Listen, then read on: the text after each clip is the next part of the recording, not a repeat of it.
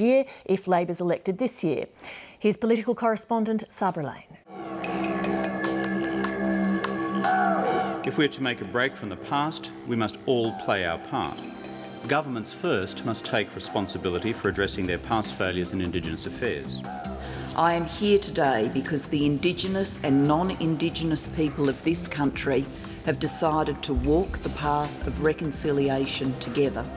We know that until Indigenous people fully participate in the life of our country, all of us are diminished.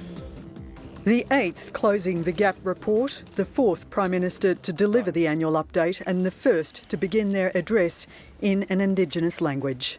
Yungu Galanyin Nalawiri, Danayi, Nunawul Dara, Wangara Lin Jin Yin, Maran, Bolan, Bugarabang. It was wonderful to hear the Prime Minister today speak in Aboriginal language, the local language of this country. It gave us all heart, it focused us, it cemented us, and I think he's been the only Prime Minister in our country who has ever done that. We look forward to an ongoing and a deeper relationship with him. Both Malcolm Turnbull and Bill Shorten spoke in soaring language about the goals and aspirations to eliminate the gaps between Indigenous and non-Indigenous Australia. When young Aboriginal and Torres Strait Islander men see jail as a rite of passage, we have failed to give them a place in our society, in our community, and an alternative pathway where they can thrive. It cannot be correct that the colour of your skin is a greater predictor of going to prison. And until we address this problem, we will never close the gap. And there was the promise, again, of forging a new relationship with Aboriginal Australia. It is time for governments to do things with Aboriginal people, not do things to them. One way of showing it, the opposition argues, is to put in place a firm timeline on holding a referendum on Indigenous recognition. In part, a promise made to pressure the current Prime Minister to act. Mr Shorten says if Labor's elected this year, a referendum would be held next year. But recognition cannot be a mere poetic sentence or two. It must be real, it must be substantive change. It must eliminate racism and signal a declaration of national intent. The latest report shows Australia's on track to halve the gap on child mortality by 2018. There's mixed progress in halving the gap on reading and numeracy in years 3, 5, 7 and 9. Halving the gap on students completing Year 12 is on track, but boosting the number of kids going to school, a coalition target, is not on track. The target for employment too at this stage is unattainable. And alarmingly, closing the gap on life expectancy by 2031 is also out of reach. For some influential voices in Indigenous Australia, they've heard the lofty rhetoric and promises all too often before, and they're growing a bit sceptical. We've heard these words before. We take them with good heart, but there's got to be a carrying out of that new relationship. So I think we're entitled to be a little bit cynical about it until it starts happening. The test for the opposition and government is going to clearly be how they deliver on their words. They can talk about a new relationship. They can talk about doing things with us, not to us. The real test is, do they walk the walk or simply talk the talk?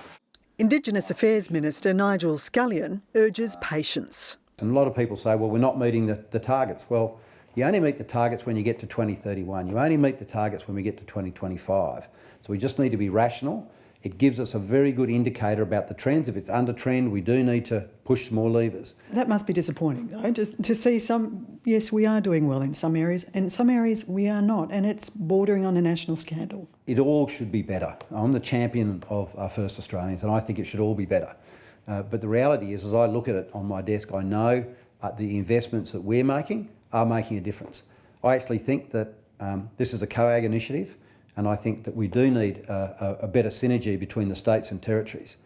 People talk about a number of targets that we have no levers.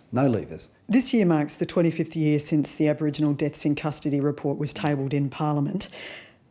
Indigenous incarceration rates are at 27%. That's shocking. It is. Well, can I just say that, interestingly, you've got more chance of dying in prison if you're a non-Indigenous person than being an Indigenous person. So we've changed that around.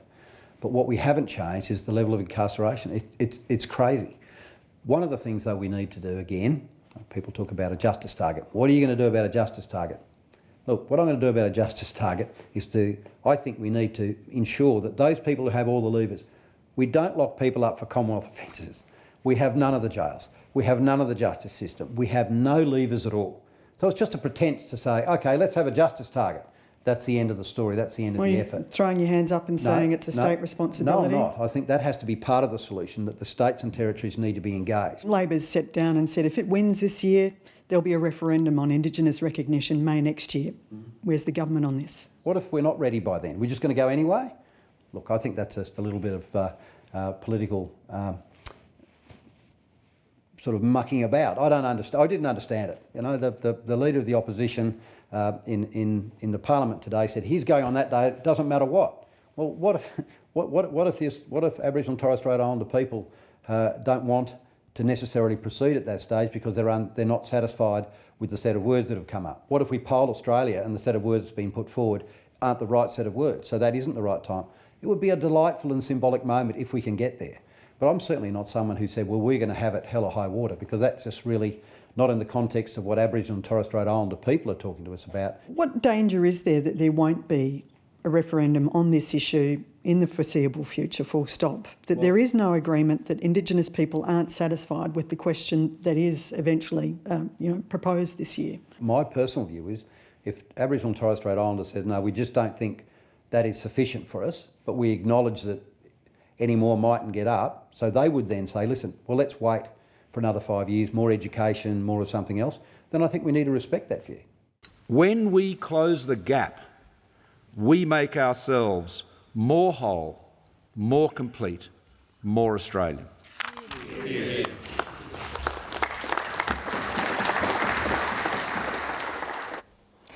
Political correspondent Sabra.